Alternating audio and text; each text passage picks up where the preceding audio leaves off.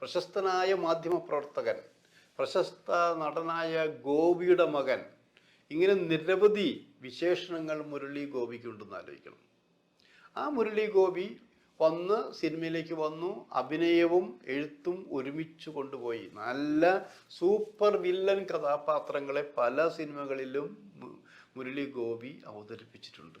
ഞാനിത് പറയാൻ കാരണം, ഇന്ന് എന്നെ ഒന്ന് രണ്ട് സുഹൃത്തുക്കൾ വിളിച്ചു. നമ്മുടെ ബഹുമാന്യപ്പെട്ട മുഖ്യമന്ത്രി എഴുത്തുകാർ നിർഭയരായിരിക്കണമെന്ന് അദ്ദേഹത്തിൻ്റെ പ്രസംഗത്തിൽ ഊന്നി പറഞ്ഞ കാര്യം ഓർമ്മിക്കുകയുണ്ടായി. നല്ല കാര്യമാണത്. എല്ലാവരും അങ്ങനെ തന്നെയാണ്. കാരണം എഴുത്തുകാരാണ് ലോകത്തിൻ്റെ ഗതികളെല്ലാം മാറ്റിമറിച്ചത്, നമ്മുടെ നാട് ഒഴികെ എന്ന് പറയാം, അല്ലേ? നമ്മളൊക്കെ ചരിത്രം പഠിച്ചവരാണെന്ന് ആലോചിക്കണം.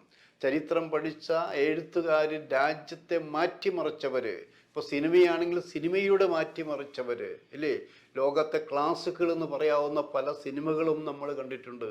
ആ സിനിമകളൊക്കെ നമ്മളെന്താ വിചാരിച്ചിരിക്കുന്നത്? ചില രാജ്യങ്ങളിലെ മുസ്ലിം രാജ്യങ്ങളിലെ സ്ത്രീകൾ പോലും വിപ്ലവാത്മകരമായ സിനിമകൾ ചെയ്ത് കയ്യടി വാങ്ങിയിട്ട് അറിയണം.